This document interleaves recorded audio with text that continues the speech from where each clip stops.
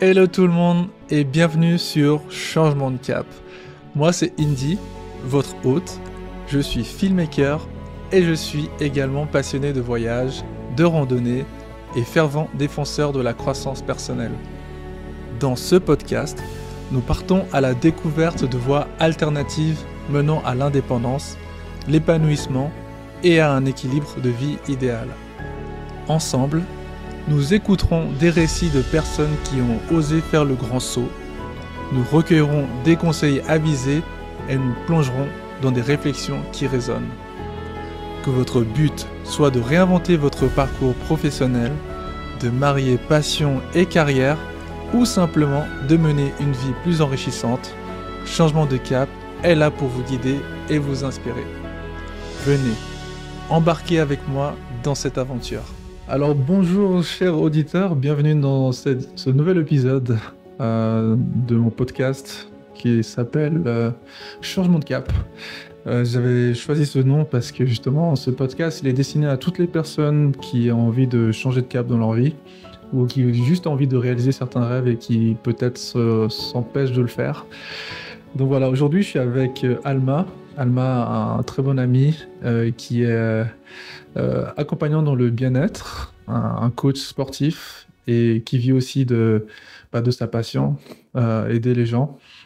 Et du coup, aujourd'hui, la thématique, on va parler du bien-être dans le travail, plus précisément la santé mentale ou la santé physique dans le travail.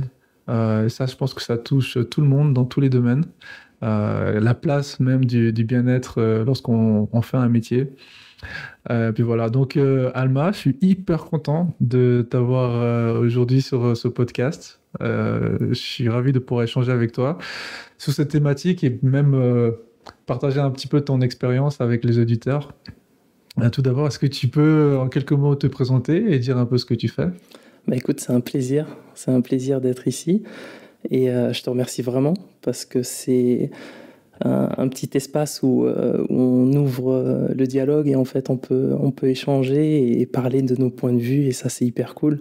Je pense qu'on a besoin d'entendre un petit peu ce qui se passe un peu partout et si ça peut aider les autres, ben pourquoi pas quoi. Donc vraiment j'ai répondu à l'appel et je te remercie d'avoir pensé à moi, c'est cool.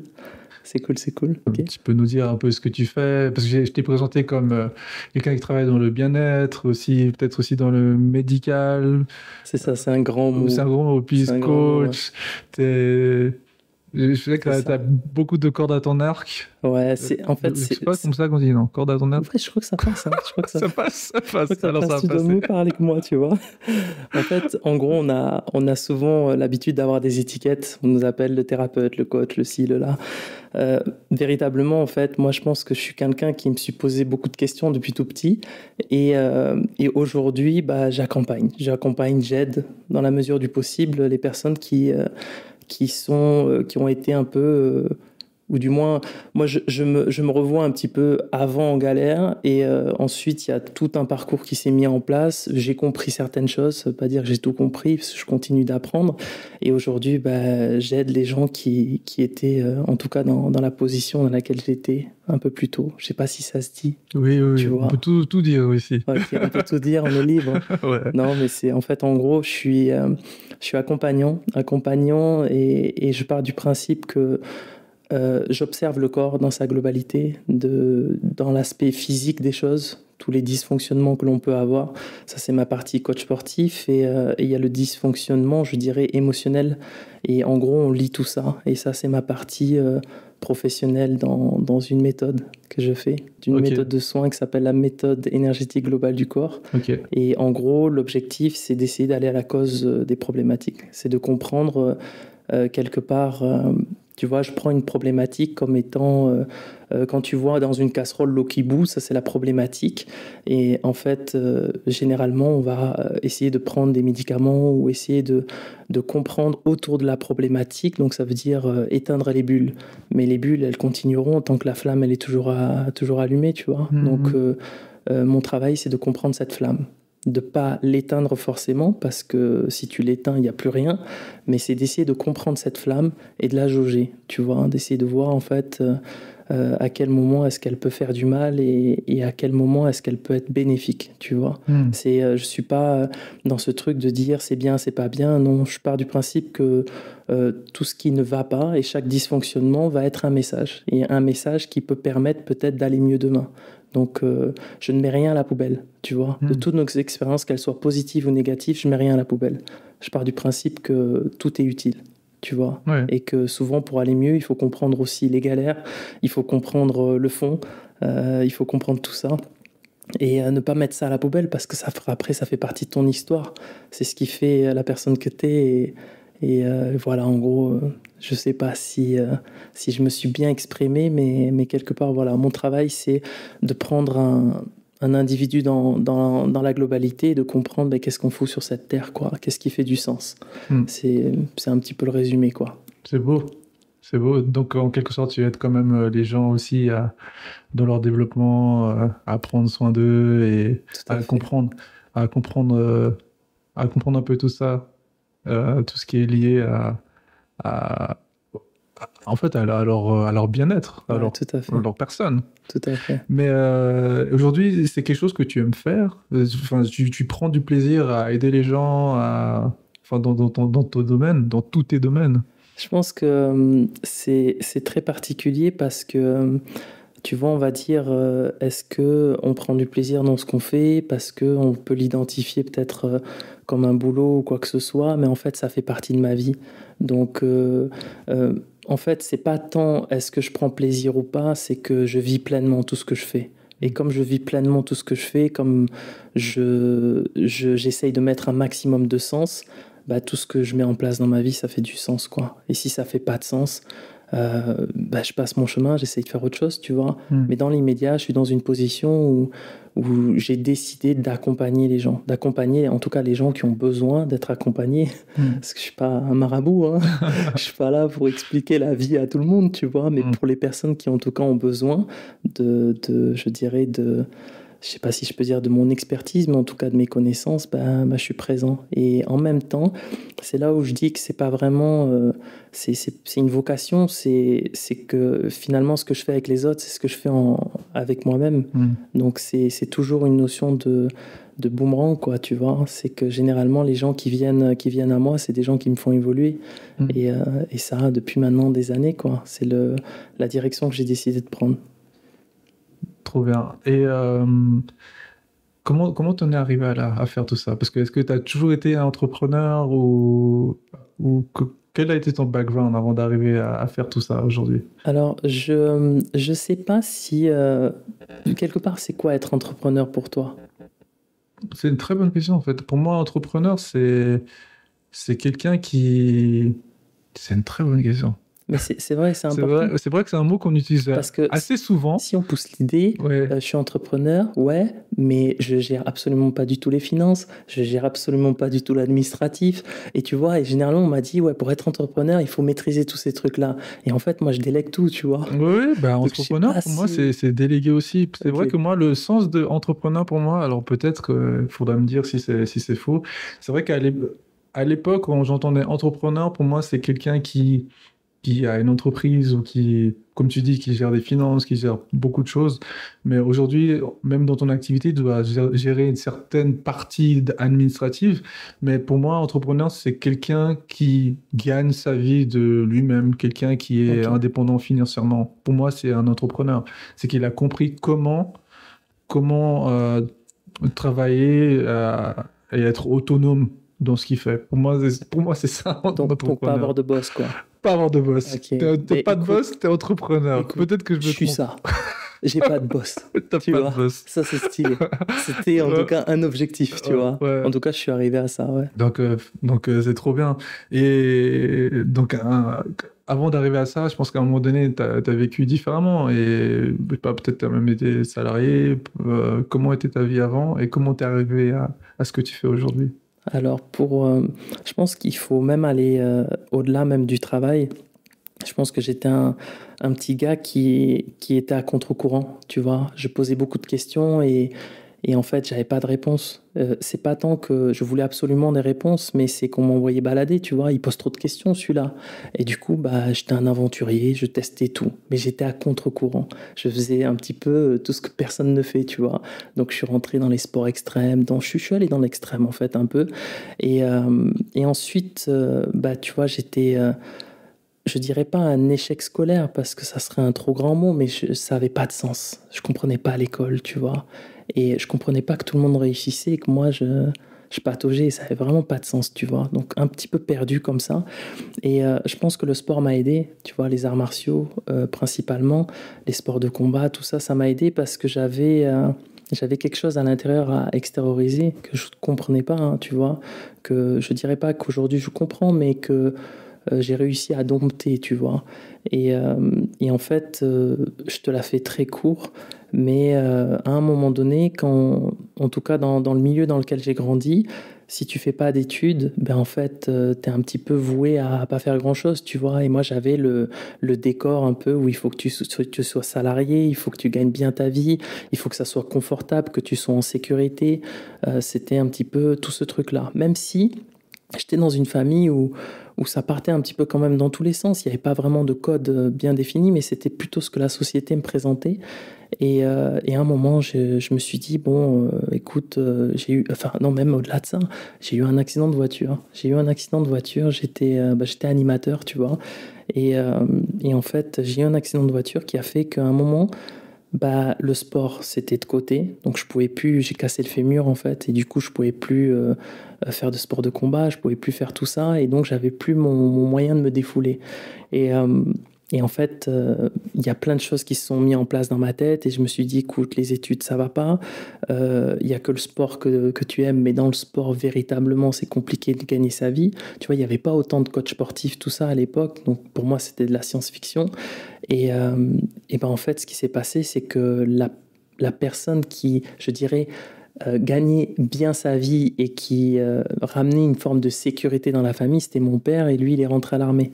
Et je dirais que c'était un peu la figure un peu stable de la famille, tu vois, parce enfin, on est plein de cousins, cousines, d'oncles et de tantes enfin voilà, c'était en gros lui la stabilité quelque part dans un certain registre émotionnel et financièrement et tout ça. Et je me suis dit, bon, bah alors du coup, la sécurité, c'est l'armée, tu vois. Je suis bon au sport, je suis pas trop bête, tu vois, et j'aime en tout cas l'aventure, le voyage, tout ça. Et bah, en fait, j'ai décidé de rentrer à l'armée, tu vois. Et de rentrer à l'armée, c'est très intéressant parce que tout le monde me voyait comme quelqu'un de très sensible, ok sportif, tu vois, mais très ouvert sur les gens, sur le monde, et je philosophais déjà, tu vois, j'étais déjà Mhm. dans mon jeune âge à commencer à regarder les étoiles et à philosopher, tu vois. Je suis un grand rêveur, tu vois, mais depuis toujours. Et quand j'ai dit que je rentrais à l'armée, alors que j'étais animateur, les gens ne comprenaient pas, tu vois, ils comprenaient pas, mais j'avais un besoin d'aller...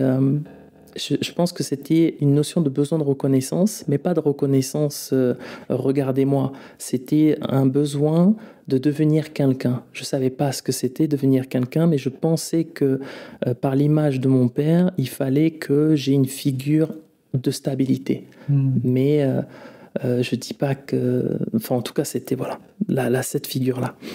Et donc j'ai gravi les échelons plutôt rapidement parce que j'ai globalement tout réussi. C'est allé très très vite parce que j'étais, comme je te disais, pas trop con, tu vois. Et en plus de ça, j'étais bon en sport, en tir, voilà, en tout ce qui se passait.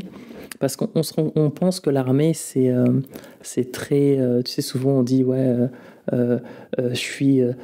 lui, c'est un militaire où il est comme un militaire dans sa façon de parler et ainsi de suite. Mais en fait, tout ça, c'est ce que les gens disent. Mais réellement, quand tu rentres à l'intérieur, c'est quand même un métier qui est très technique, qui est très demandant. Et on est beaucoup éprouvé au niveau de la fatigue, on est beaucoup éprouvé au niveau de toutes les capacités, qu'elles soient physiques et émotionnelles. Et en fait, je me suis rendu compte que j'étais nul à l'école, mais j'ai jamais autant travaillé à écrire, à retenir des choses à l'armée. À l'armée, ça m'a demandé énormément, tu vois, parce que ce que je t'ai pas dit, c'est que je suis rentré chez les commandos. Et chez les Oh. commandos, en fait, c'était un truc très particulier parce que beaucoup de sélections. Et ensuite, bah, je suis rentré chez les forces spéciales. Donc, en fait, j'ai fait l'expérience de comprendre jusqu'où le corps était capable d'aller, physiquement, émotionnellement. Ouais, t'as poussé un peu les. Ouais, T'as été au-delà des limites mentales c'est ça, et, euh, et c'est ça. physiques. Et ce qu'il y a d'hyper intéressant, c'est que bah, de là, après, voilà, tu vas dans tes retranchements et après tu voyages. Je te la fais très court, hein, mais beaucoup de missions, des rencontres, de la violence, voilà, tout ce qui se passe autour de tout ça, un peu comme dans les films, hein. Et à un moment donné, bah, je me suis rendu compte que, avant les dernières missions que je vais t'expliquer, je me suis rendu compte qu'en fait, j'étais un peu à contre-courant, mais pas dans le bon sens. Ça veut dire que je me suis rendu compte que j'étais très sensible, que j'aimais les gens, que quand je voyageais, finalement, j'avais plus envie de rester dans le pays et de discuter avec les locaux, tu vois. Mm. Et je me suis dit, attends, là, il y a un truc qui va pas, parce que j'ai l'impression que je suis pas du tout à ma place, tu vois. Mm. Et en fait, ce qui est hyper intéressant, c'est que là, concrètement, j'ai appris beaucoup de choses. Et ce que c'est que quand tu te sens pas à ta place dans un endroit, il faut se faire confiance. Tu vois, il faut Mm. vraiment se faire confiance et il faut pas être têtu. Il faut accepter, je pense, que les choses ne doivent pas être comme ce que tu penses que ça soit. Il faut se poser et se dire, mais qu'est-ce qui fait du sens pour moi? Mm. Où est-ce que je vais là? Qu'est-ce qui se passe? Et en fait, ce qui s'est passé, c'est que j'ai pas lâché parce que j'étais en tout cas, j'ai aimé ce que je faisais parce que c'était l'aventure et parce que c'était intéressant. Mais en l'espace d'un an, j'ai perdu 2 potes, tu vois, en mission. Et une mission où j'étais pas là, mais quand j'ai vu le cercueil passer, je voyais le papa noir comme le mien, la maman blanche comme la mienne. Ça a fait un écho tout de suite. Le gars, il est de Toulouse. J'ai dit, putain, j'ai grandi Mm. là. Je dis, là, tu vois, c'est comme s'il y avait la suite, tu vois. Mm. Si tu continues dans ce truc-là, c'est toi là-dedans, tu vois. Mm. Et en fait, bah, ce qui se passe un an après, je suis en mission et on pète sur une mine. J'ai un pote qui lui, décède de ses blessures plus tard et après, bah, c'est toi qui portes le cercueil. Donc, tu te rapproches, en fait, Mm. de cette, je dirais, mort lente, tu vois. Mais je me rends compte que, tu vois, d'avoir vécu tous ces trucs-là, m'a fait me rendre compte et me dire en fait, hé, tout ce que tu penses, tout ce que tu es en train de vivre, tout ça, c'est de l'illusion. C'est de l'illusion à partir du moment où tu n'es pas à ta place et que tu le sais au fond de toi. Et c'est là où en fait, bah, je me suis dit, écoute, il faut que je me casse, quoi. Il Mm. faut que je me casse. Et c'était très compliqué parce que qu'est-ce que les autres vont penser? Qu'est-ce que tes potes vont penser? Tu es censé être un guerrier et là, en fait, on te dit à la moindre problématique, bah, tu te casses. Tu vois, tu commences à te faire un monde et t'es vraiment en dualité, tu vois. Et tu Mm. rentres dans cette dualité, tu te dis, mais attends, ça se rapproche trop là. Tu vois, le cercueil, là, Oui, il se rapproche oui, trop. il se rapproche La trop. suite, c'est moi. Et en fait, véritablement, je me rendais compte que j'étais à contre-courant parce que je savais pas ce qu'on partait foutre là-bas. Je savais pas ce qu'on allait foutre en mission. Ça me Mm. parlait plus, tu vois. Mm. Et j'avais toujours en tête, et c'est là où je ne l'ai pas dit, mais j'ai mon père qui a développé une académie avec des techniques de soins, tu vois, d'accompagnement à l'autre. Et j'avais toujours en tête que, bah, tu vois, quand ça sera le moment, j'irai. Et je me souviens que sur ma dernière mission où c'était compliqué, mon père m'a dit, tu perds du temps. Tu perds du temps parce que on a quelque chose dans les mains, on peut accompagner les gens. Et là, en fait, c'est quoi? Tu fortifies ton ego. Tu fais quoi? Tu veux être un aventurier, tu veux être Indiana Jones. Ça veut rien dire tout ça, tu vois. Bah, du coup, quand je suis rentré, j'ai dit, ok, c'est bon, on arrête tout ça. Donc j'ai mis un temps. Et de ce temps-là, après, je me suis reconverti dans le sport parce que c'est ce que je savais faire de mieux et parce que finalement, ça me permettait d'être au contact des gens. Tu vois, les gens, j'adore ça. J'adore échanger, j'adore, tu vois, quelqu'un qui vient dans mon cours, il a pas le smile, il ressort de mon cours, il a le smile. Ça, c'est quelque chose qui fait kiffer. Mais au-delà même de ce que ça peut faire pour moi, je me dis, bah écoute, s'il a le sourire, il peut aller toucher une autre personne et lui donner le sourire. Et donc là, j'ai commencé mon travail de thérapeute, tu vois. Je me suis dit, ok, je suis pas que coach sportif, il y a une vibe, il y a un truc à donner, tu vois. Et dans cet accompagnement à l'autre, je me suis rendu compte que ben là, je commençais à me sauver, tu vois, quelque part. À me sauver, pourquoi? Parce que je commençais à faire quelque chose qui avait du sens, tu vois. Je suis quelqu'un de sensible, j'aime les gens, je suis pas dans un objectif de destruction, je suis dans un objectif de viens, on va aller mieux, tu vois, viens, on va essayer de comprendre. Et donc là, après, j'ai pris le wagon. J'ai pris le wagon et je suis rentré dans l'académie de mon père. Donc, j'ai envie de te dire, c'était facile pour moi parce qu'il y avait déjà quelque chose qui avait été construit, mais ça aurait pu être tout autre chose que j'aurais pris le wagon quand même. Et l'accompagnement à l'autre, en tout cas, prenait tout son sens là. Tu vois, tu combats la guerre et à un moment donné, tu décides d'œuvrer pour la paix. Et donc, c'est là où après, depuis ma sortie de l'armée, c'est pour ça que je te parle de tout ça, depuis ma sortie de l'armée à aujourd'hui, voilà, c'est une autre personne. C'est un autre plan de ma vie, en fait. Tu vois, ça veut dire que là, je dirais qu'aujourd'hui, je suis sur la continuité de quelque chose qui fait du sens pour moi, parce que quelque part ça nourrit quelque chose de sympa en moi, tu vois. Ça nourrit quelque chose de sympa qui est que il y a une expérience, c'est pas la meilleure, c'est pas peut-être celle qu'il faut prendre, mais cette expérience, elle a des choses à dire aujourd'hui, et par plein de petites techniques, des formations que j'ai fait par-ci par-là, ça me permet, je dirais, d'observer ce qui se passe humblement chez l'autre, quoi. Et comme je te dis, c'est quelque chose de continuel, ça s'arrête pas. Et de là, si on peut pousser l'idée, c'est que dans ce processus-là, il y a comprendre les messages du corps, comprendre qu'à un moment donné, quand t'es pas là où tu dois être, tu te rends compte que le corps il te parle. Je tombais tout le temps malade. Tu vois, j'arrivais en vacances, j'étais malade. Il y avait toujours tu vois, j'étais pas malade quand j'étais en mission, tout ça, parce que j'étais à ce que je faisais, mais quand il fallait que je pense à moi et que je m'occupe de moi, là, je tombais malade. J'avais des douleurs en bas du dos. Voilà, il y avait plein de messages. Alors, je dis les messages comme ça peut paraître un peu hallucinant, mais je me suis rendu compte que quand j'ai appris c'était quoi ces messages-là, en fait, mon corps, il était constamment en train de me parler. Et tant que j'allais à l'encontre de ma réalité, en fait, à chaque fois, mon corps est crié.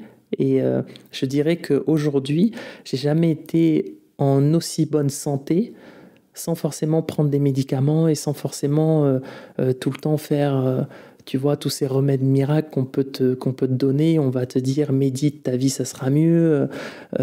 Tu vois, prends ce médicament ou alors rentre dans l'eau et t'iras mieux. Tout ça, c'est du plus, tu vois. Mais tant que tu n'es pas dans ta réalité, à un moment donné, ça va dysfonctionner. Et donc, c'est pour ça que aujourd'hui, j'ai envie de te dire, voilà, mon travail, c'est d'essayer de comprendre. En fait, je vais te dire autre chose. Tu sais, on te dit souvent, quand t'es petit, le monde ne tourne pas autour de toi. Tu vois, sois pas narcissique. Et en fait, aujourd'hui, j'aime dire, et si le monde tournait autour de nous? Mais ne le vois pas d'une façon narcissique. Et si le monde avait quelque chose à nous expliquer, tout ce qui se passe autour de nous et tout ce qui se passe en nous. Et c'est là où je dirais, en écoutant, en étant un peu plus attentif à ce que la vie nous propose et à tous les messages de dysfonctionnement qu'il peut y avoir au niveau du corps, on se rend compte qu'en fait, on a une direction.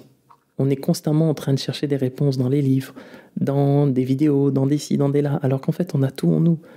Mais ça paraît folklorique. Moi, tu me disais ça il y a quelques années, je te disais, gros, tu me fatigues, tu vois. Et en même temps, je me rends compte qu'à un moment, tu peux chercher tout ce que tu veux dans les livres. Tu peux faire toutes les formations inimaginables. À partir du moment où tu écoutes les messages du corps, tu commences à aller vers un chemin qui est un peu plus véritable. Parce que tu n'es pas en dissonance. Tu es là où tu dois être, tu vois. Et je dis pas que je suis arrivé, mais en tout cas, je dis qu'aujourd'hui, je vis une vie qui est un peu plus honnête vis-à-vis de moi-même, tu vois. Ouais. Donc, voilà. En tout cas, ouais, c'est une sacrée histoire. Le sacré cheminement. Je te l'ai fait court. Hein. Oui, mais vois, même déjà j'ai envie de passer dans tous les sens, mais tu vois. Ouais, là, je t'écoute depuis tout à l'heure. J'arrive même pas presque à imaginer un peu déjà rien que ce que tu as pu vivre pendant que tu étais commando à l'armée à partir de ces deux missions. Et puis, ça impressionne toujours. Et j'ai envie de te dire, je me permets de te couper, parce que je sais qu'il y a des gens qui vont nous écouter, et il y en a des fois qui ils entendent ça, ils veulent aller à l'armée, ils veulent tout ça.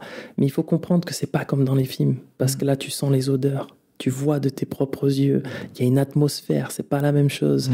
Et ça fait pas rêver en fait finalement. Ce qui est intéressant, c'est le parcours. C'est tout le cheminement qui m'a amené là, ici, en face de toi aujourd'hui. Mais réellement, on s'imagine que c'est des trucs de fou, mais tout le monde est capable de faire. Même s'il y a des sélections, c'est technique, c'est dur, c'est tout ça, j'y suis allé. Et tu vois, avant même de faire tous ces trucs-là, on me disait c'est impossible, tu peux pas y aller, c'est des trucs de James Bond, de tout ça. Eh ben, écoute, j'y suis allé. Et tu vois, c'est là le côté un peu en revendication. Ah, je peux pas y aller, ok, je vais te montrer que je peux y aller, tout est possible. Et véritablement, tout est possible. Et quand tu es dans le système, on te montre toujours encore plus. On te dit, ah tiens, tu peux être encore plus. Et en fait, ça s'arrête jamais. Et c'est parce que ça s'arrête jamais que tu t'écartes de ta réalité. Et plus on te donne, plus on te galvanise, on te dit tu es fort, tu es grand, tu es ci, et c'est là où en fait tu t'égares, tu vois. Et j'ai la chance aujourd'hui de pouvoir le dire et de dire que tout ça c'est du vent, c'est du combat, c'est de la guerre, c'est la symbolique, elle va pas, tu vois. Donc j'ai envie de dire, même ça doit pas impressionner mon parcours, ça, je devrais limite avoir honte, et en même temps, bon, on va pas parler comme ça, tu vois, mais on aurait pu faire autrement. Tu vois, on aurait pu faire autrement parce que c'est quand même de la douleur, c'est de la guerre, c'est aller à l'encontre de son prochain, tu vois. Même si on a l'impression qu'on sauve les gens, on sauve rien du tout, tu vois, on sauve rien du tout. Mais aujourd'hui, tu sauves les gens. Je sais pas si je peux dire je sauve les gens. Non, tu aides les gens à se sauver. Écoute, c'est ça. Voilà, tu vois, voilà, je le dis avec tes mots. Je suis pas un sauveur. Hein. Mais du coup... Attends, cheveux détachés, Jésus, tout ça, on est dans le game, tu vois. Non, je déconne. Mais du coup... à un moment donné, tu as eu cette prise de conscience parce que tu as écouté ton corps. C'est-à-dire que tu étais dans une situation qui te faisait plus du bien. Et surtout, après, on dira, enfin, comme tu l'as dit, il y avait des choses autour de toi qui te rappelaient aussi que tu étais quand même dans une zone à risque. Mais en même temps aussi, ton corps t'envoyait des signaux pour te faire comprendre que peut-être que là, tu n'es pas à ta place. Tu n'es plus à ta place, en tout cas. Quand j'écoute les gens autour de moi, il y a beaucoup de gens qui sont dans un travail qui peut soit les fatiguer, soit leur générer beaucoup de stress, soit tout simplement ils n'aiment pas ce qu'ils font.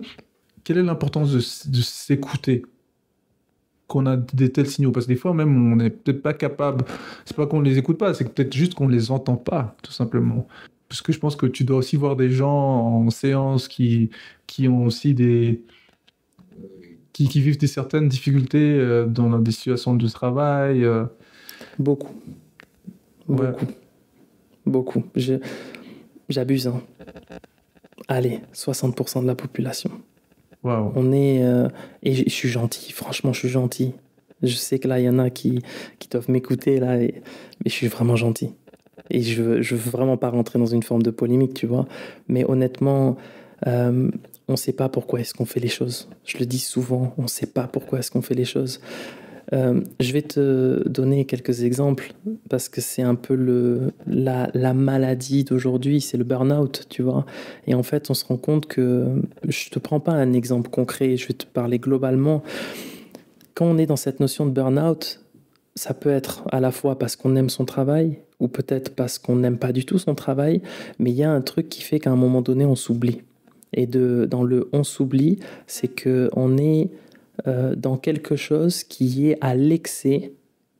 Et oui, c'est passionnant, ou alors ça l'est pas du tout, mais on s'oublie, tu vois. On s'oublie, mais pourquoi? Parce qu'on sait pas ce qui fait du sens. Et ce que je ramène beaucoup, en tout cas, quand je discute beaucoup avec des personnes qui sont dans ces situations-là, je leur demande ce qui est essentiel. Et il y en a pas mal qui me connaissent et qui vont se souvenir, en tout cas, de ce que je dis, mais... À partir du moment où tu sais ce qui est essentiel pour toi, mais attention, pas quelque chose d'essentiel pour soi à l'extérieur de soi. Quelque chose d'essentiel pour soi, si par exemple on dit c'est d'avoir une voiture, admettons une Ferrari, et que toute ma vie je galère à avoir cette voiture et que je ne l'arrive pas, je vais me dire ma vie je l'ai ratée parce que c'était ça mon objectif de vie. Tu vois. Donc quand c'est à l'extérieur de soi, c'est un peu compliqué. Il y a aussi dans un autre aspect qui n'est pas matériel, c'est d'avoir des enfants, tu vois. Et tant que j'ai pas des enfants, ma vie c'est de la merde. Et là, c'est un problème parce que c'est toujours à l'extérieur de soi. Mais si maintenant on pousse l'idée d'avoir cette voiture, ça t'amène quoi? On va dire du bonheur. D'avoir cet enfant, ça te ramène quoi? Pourquoi pas, on revient sur du bonheur. Donc on va essayer de reprendre cette émotion-là et de se dire en fait ce qui est essentiel pour moi de façon intrinsèque, c'est du bonheur. Ok, c'est ça, indépendamment de tout ce qui peut se passer autour. Moi, ce qui est essentiel pour moi, c'est d'être heureux, ok? Eh ben, tout ce que tu vas mettre en place dans ta vie, ça doit répondre à ça. Mais tu dois te discipliner. Ça veut dire qu'on ne doit pas être à côté. Ça veut dire que si ça fait pas de sens ce que tu fais et que ça te ramène pas du bonheur, c'est que tu vas à l'extérieur de ce que tu es. Mais c'est pour ça que ce qui est essentiel pour soi, on doit le redéfinir toutes les semaines, tous les mois. Tu vois, on doit se faire quelque part des sortes d'étapes, tu vois. Parce que ce qui est essentiel peut-être un jour ne le sera plus demain, parce que dans ton processus, en fait, finalement, tu as balayé plein d'autres choses, tu vois. Et en fait, moi, j'aime beaucoup dire que, tu sais, c'est important de... Tu sais, souvent on te dit, il faut savoir d'où l'on vient pour savoir où l'on va, tout ça, oui, mais je dirais à 50%. Mais globalement, en fait, on vient là, maintenant, temps présent. Qu'est-ce que tu fais de ta vie? Qu'est-ce qui est essentiel pour toi? Tu vas où, en fait, tu vas? Et donc là, quand tu commences à être honnête en répondant à cette question, tu te dis, mais la ville dans laquelle je suis, ça va pas. Les gens que je fréquente, ça va pas. Pas pour dire je suis au-dessus, pas au-dessus. Non, c'est juste que ça me correspond pas. Le métier dans lequel je fais, j'aime ça, mais pas dans ces conditions-là. Et donc là, tu as des leviers et tu peux commencer à changer des choses. C'est pour ça qu'il est important de toujours se demander qu'est-ce qui fait du sens. Qu'est-ce qui est essentiel à toi et qu'est-ce que tu mets en place pour pouvoir répondre à ça. C'est comme avoir le GPS. Ton objectif, c'est d'aller gravir le Mont Blanc, il est là. Que tu passes par là, par là, par là, ton objectif, tu le connais. C'est plus simple. Mais si tu as plus cet objectif, on te dit maintenant, vas-y, marche. Tu vois, tu sais pas pourquoi. Alors oui, ça peut être intéressant pour de la méditation. Marche sans objectif. Pourquoi pas? Mais on fait pas ça. Mais c'est là où en fait tu te dis, si tu as un objectif concret, ça peut apaiser beaucoup d'inquiétudes, ça peut apaiser beaucoup d'angoisse et tout ça. Mais pourquoi? Parce qu'en fait, les angoisses, elles arrivent comment? Elles arrivent quand tout est flou, quand tu sais pas. Et quand tu commences à mettre de la clarté dans ta vie, que tu commences à savoir où aller, à ce moment-là, en fait, les choses sont plus simples, tu vois. Et donc, le corps ensuite te présente des choses, je dirais, un peu différentes, un peu plus apaisées, tu vois. Parce que j'ai envie de te dire, et c'est là où après qu'on soit d'accord ou qu'on ne le soit pas, il faut en faire l'expérience, que toutes les émotions de colère, d'angoisse, de peur, toutes ces choses-là, ça génère un truc chimique dans le corps et ça crée du dysfonctionnement, tu vois. Et je pense que c'est là aussi où il faut être honnête. C'est que souvent quand je parle, on a l'impression que je suis un peu un... Tu vois, les trucs New Age, ah ouais, c'est tout nouveau, mais ça fait plus de 10 000 ans qu'ils parlaient comme ça, les gens. C'est juste qu'on l'a oublié. On s'est tellement dissocié de la nature, on s'est tellement dissocié de notre propre nature, de nous, de notre corps, qu'à un moment donné, on est dans cette notion d'hypermatérialisation, il faut que tu aies ce boulot pour être en sécurité. Mais sécurité de quoi? C'est pas de la sécurité, ça. C'est une illusion de sécurité. On pense que c'est la sécurité, mais véritablement, ça l'est pas parce que t'es pas bien, tu vois. Faut dire les choses, tu vois. Et c'est là où moi, je me rendais compte qu'à l'armée, bah, j'étais pas bien, tu vois, et je comprenais pas trop pourquoi. Et après, je me suis posé la question, qu'est-ce qui fait du sens pour moi? Et en me posant la question concrètement, j'ai dû me faire violence. C'était pas facile parce que ça me faisait gagner ma vie, j'étais plutôt confortable, et il a fallu que je quitte ça. Donc il faut aussi accepter que dans ce qui est essentiel pour toi, tu risques de perdre quelque chose. Et ce que j'aime dire, c'est que il faut faire de la place pour laisser arriver le nouveau, tu vois.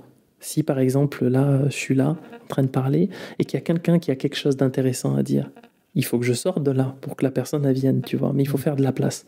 Il faut à un moment donné accepter que tu vas perdre des choses. Tu vas peut-être perdre un temps, mais tu vas récupérer derrière quelque chose de juste fantastique, parce que ça sera véritable, tu vois. Ça sera beaucoup plus honnête et véritable. Et j'ai envie de dire, voilà, c'est ça en fait. Ma vie, c'est la direction que j'ai décidé de prendre et c'est ce que j'essaye de donner en fait aux gens, de leur dire revenez à ce qui est essentiel, à ce qui fait du sens et vous verrez qu'il y a plein de problèmes qui vont sortir, qui vont s'effacer instantanément comme la neige au soleil. Ils arrivent à quand tu as ces accompagnements avec ces patients, ils arrivent à prendre conscience de ça, parce que moi j'ai l'impression que quand même, j'écoute des gens, il y a des gens qui peuvent se plaindre mais pendant des années d'une situation de mal au dos, à mon travail. Personnellement, je sais que par chance, j'ai eu la chance de commencer à changer de cap parce que je savais où j'allais. Donc pour moi, j'avais pas de problème. J'ai pas ces signaux qui me montraient que j'étais pas bien dans mon travail ou que j'avais un problème de santé. J'ai pas eu ces genres de signaux parce que j'avais déjà compris que j'étais en train de prendre la porte de sortie. Mais je me rappelle que avant ça, quand j'étais à 100% au travail et que je savais pas que j'allais changer de direction, bah, j'avais des horaires irréguliers. J'étais très fatigué, j'avais des horaires où je commençais à 4 heures du matin, donc c'est levé à 3 heures, mais j'arrivais pas à me coucher tôt, donc enfin, aller me coucher à minuit, et des fois je dormais 3 heures, et puis j'allais conduire un tramway pendant 8 heures, et je sentais la fatigue. Tu vois, je sentais la fatigue, stress, pas Parce trop. qu'en plus, c'est extrême, toi. Ouais. Conduire un tram et tout, C'est ça, il faut être là. il faut être là, il faut être concentré. Et t'as la vie de plein de gens aussi dans les mains. Et j'avais pas de rythme non plus pour les repas, tu vois. Et c'était tout un décalage d'une semaine à l'autre, ça pouvait changer. Je sais qu'aujourd'hui, c'est quelque chose qui me correspond pas du tout, mais que je vivais ça et que c'était ma normalité. Mais j'avais aussi mal de dos, j'avais la fatigue, mais je me rendais pas compte que ça me faisait autant de mal, tu vois. Donc j'imagine des gens qui sont dans la même situation.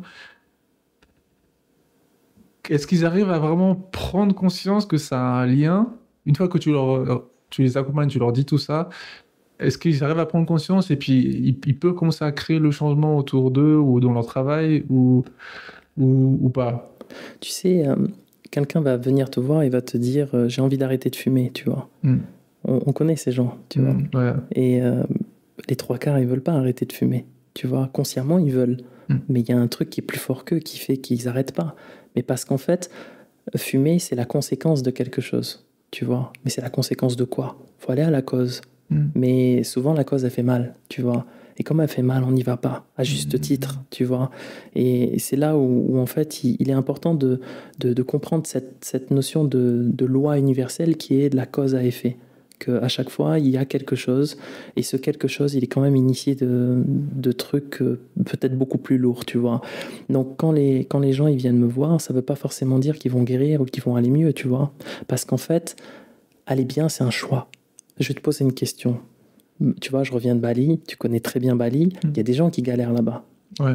Dis-moi, en comparaison, les gens qui galèrent ici, là, et les gens qui galèrent là-bas, qui a le plus le smile? Les gens qui galèrent là-bas, c'est sûr. Ouais. Parce qu'ils se plaignent moins, tu vois. Alors après, on va dire l'environnement, il fait plus beau, tout ça, mais c'est aussi une culture. Il y a la notion, pourquoi pas, de religion, il y a l'état d'esprit, il y a un état d'esprit global en fait qui fait qu'à un moment donné les gens se plaignent moins, et généralement on se rend compte que dans les pays où il y a moins, on se plaint moins. Ça veut pas dire que c'est mieux, tu vois, mais cette notion de complainte, j'ai envie de te dire, c'est pas tu vois, j'ai pas envie de tu vois, de dénigrer, de dire ouais ils se plaignent ici là, mais c'est normal qu'ils se plaignent parce qu'en fait on a tout, tu vois, et comme on a tout, on est dérouté. On n'a plus la notion, on sait plus c'est quoi la vie, tu vois. Et on vit dans cette notion tu vois, de béton, on sait plus, on n'a plus de code, on est détaché de la nature, on est détaché de la planète, on sait plus où on habite, tu vois. On a l'impression que notre vie, c'est normal, c'est des belles voitures, c'est des beaux appartes, ça sent bon, tu vois, mais véritablement, il y a un truc qui manque. Et à Bali, on n'a aucune raison aussi de se plaindre parce qu'on est plus proche de la nature. Alors, pas dans certains quartiers, on est bien d'accord, mais en fait, on est plus proche de la nature et il y a aussi l'état d'esprit. Donc, moi, ce que j'aime à apporter, en tout cas pour les personnes qui sont là, c'est de faire évoluer tous ces mécanismes qui nous emmènent à nous plaindre. Tous ces mécanismes qui nous emmènent à ne pas voir, en fait, ce qui est essentiel pour nous et ce qui est peut-être utile et ce qui ne l'est pas, tu vois. Donc en fait, en gros, j'ai envie de dire, quelqu'un à Bali, même qui est dans la galère et qui a le smile, j'ai absolument rien à lui rapporter parce qu'en fait, il a tout, ce mec, tu vois. Et la personne ici que je vais accompagner, et ça, c'est dû au fait de tous les voyages que j'ai pu faire où j'ai vu des gens qui galéraient et moi, je me suis rendu compte que je me plaignais, mais j'avais absolument pas besoin de me plaindre. Alors, il faut pas aussi, il faut relativiser. Ça veut dire que quand ça va pas, il faut le dire. Tu vois, faut pas dire ouais non, ben ailleurs c'est pire, alors du coup j'ai pas le droit. Non, il faut trouver une notion d'équilibre. Tu vois, il y a une phrase là d'un savant qui dit que rien ne sert d'escalader la montagne si t'as pas d'équilibre. Tu vois. Et cette phrase là, en tout cas, elle me porte parce que c'est vrai. Tu vois, et c'est dans tout. Mais je pense que si je peux répondre à ta question, se plaindre, c'est peut-être la sonnette d'alarme, mais c'est peut-être ce qui nous permet aussi de se dire, bon, ben, ok, je me plains tout le temps. Ben là, ça veut dire que si tu te plains toutes les minutes, tu vois, toutes les minutes là, de la journée, ça veut dire qu'à un moment donné, c'est une sonnette d'alarme, fais quelque chose. Et dans le fait quelque chose, il faut se poser un moment. Il faut se poser, retrouver une forme, je dirais pas de solitude, mais de calme, retrouver en fait, revenir au silence, mais le silence, tu peux avoir de la musique, hein, mais c'est le silence intérieur et de se dire, qu'est-ce que je fous là, tu vois, qu'est-ce que je fous là. Il y a, tu sais, je vais rebondir sur un truc, c'est très particulier parce qu'on va dire, il y a beaucoup de suicides ici, tu vois, beaucoup de gens qui vont pas bien et tout.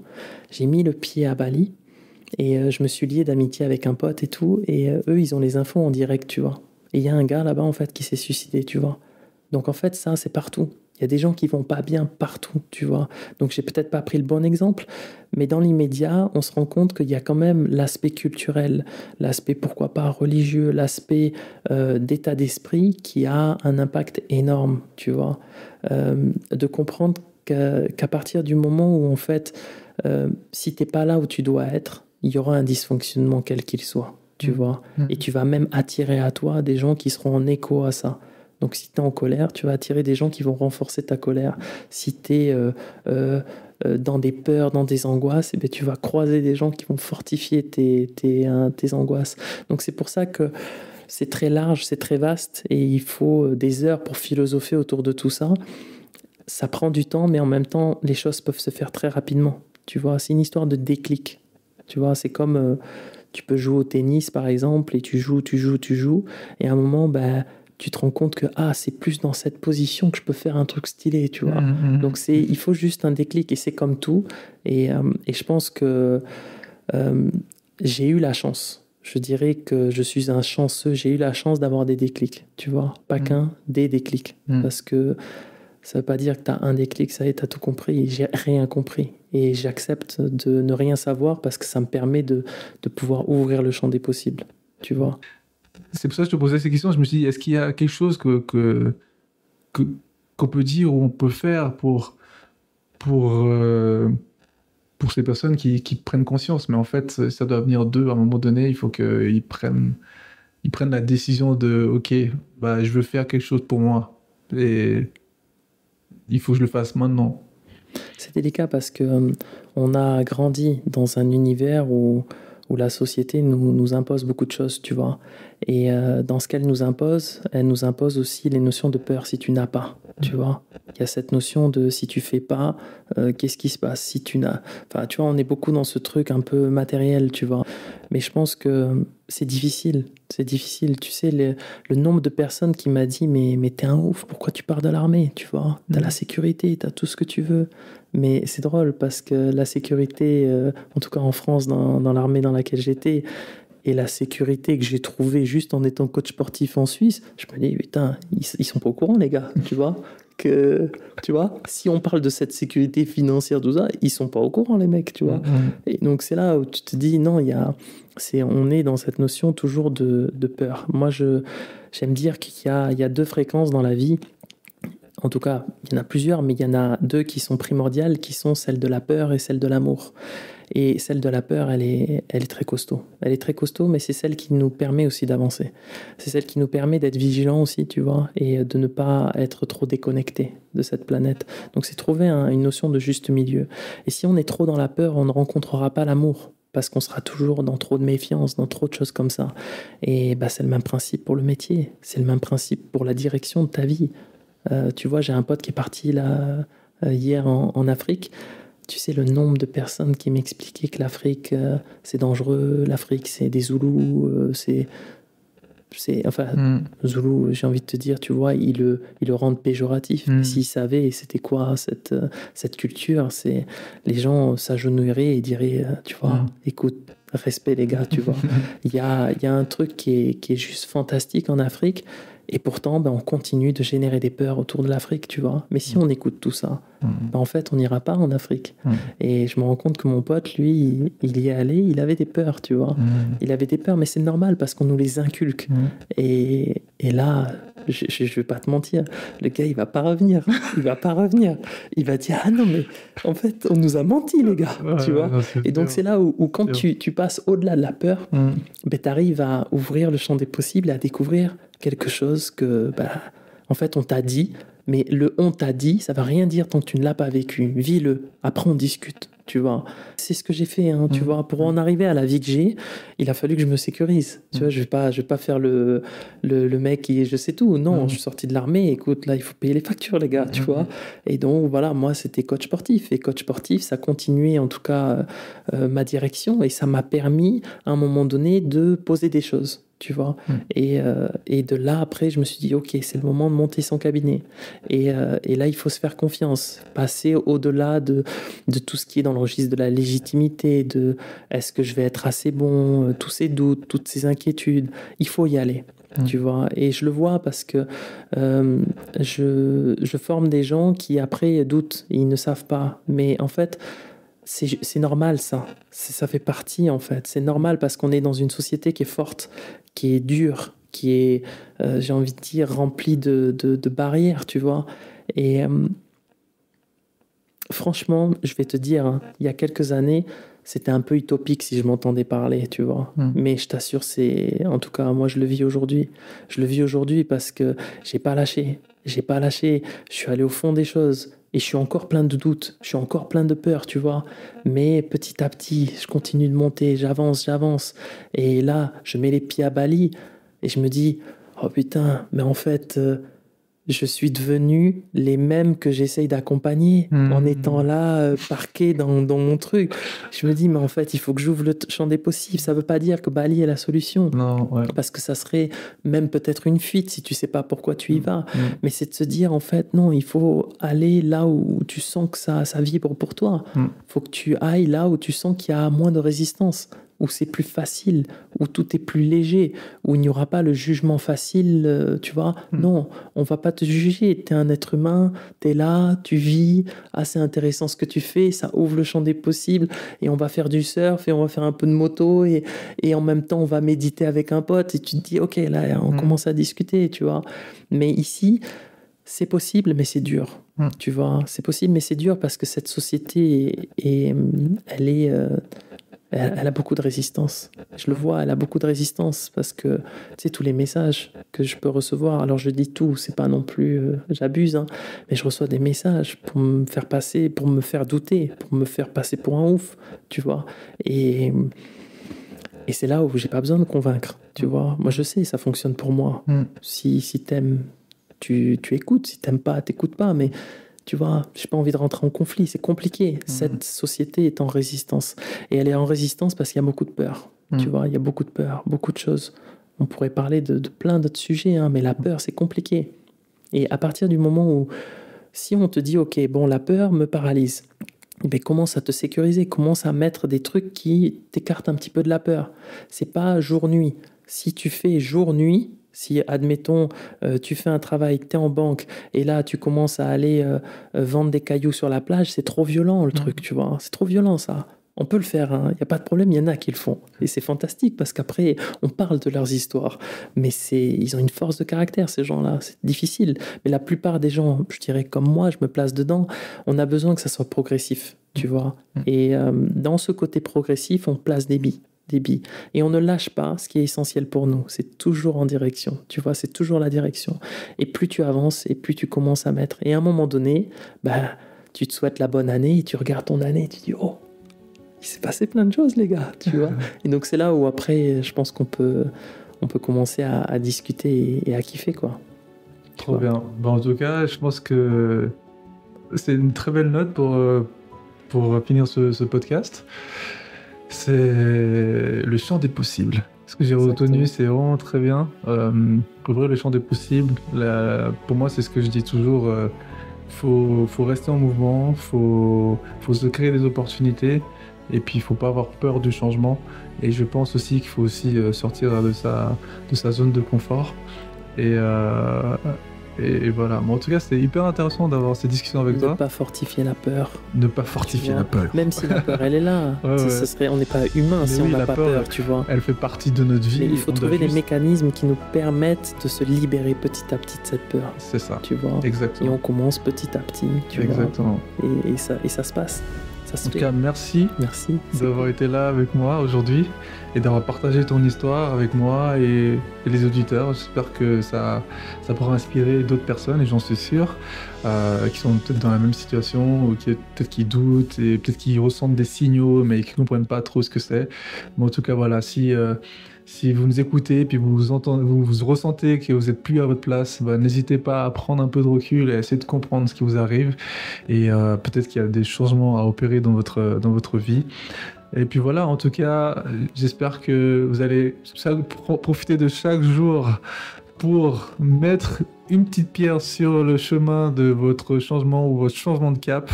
À bientôt. Ciao, ciao.